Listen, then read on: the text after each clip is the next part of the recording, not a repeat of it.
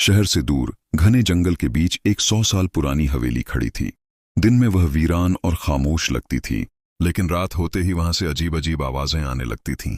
कभी कदमों की आहट, कभी औरत के रोने की धीमी सिसकियां और कभी टूटी खिड़कियों के पीछे से किसी परछाई का झांकना।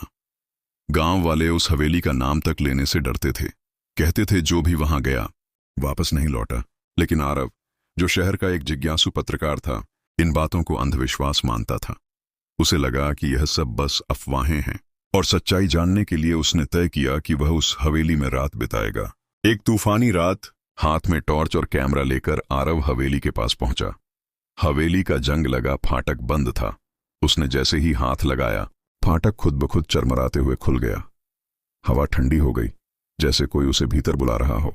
अंदर कदम रखते ही उसे दीवारों पर लटकी पुरानी तस्वीरें दिखीं।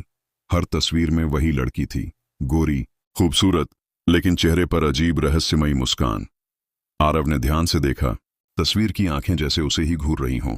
अचानक उसकी टॉर्च बुझ गई। अंधेरे में किसी के चलने की आहट आई।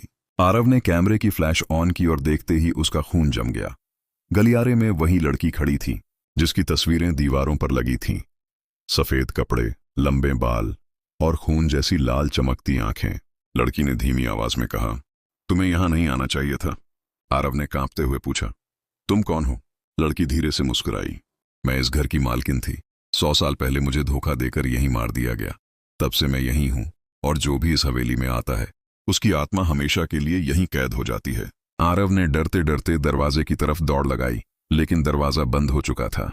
उसने धक्का मारा, खींचा, लेकिन दरवाजा टस से मस नहीं हुआ। अचानक उसके पीछे से फिर वही आवाज आई, अब तुम भी इस हवेली का हिस्सा हो। उसकी चीख हवेली की दीवारों में गूंज गई।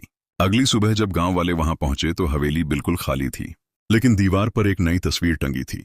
तस्वीर में आरव खड़ा था, ठीक उसी मुस्कान के साथ जैसी उस लड़की की तस्वीरों में थी, और हवेली फिर खामोश हो गई, अगले शिकार का इंतजार करती हुई।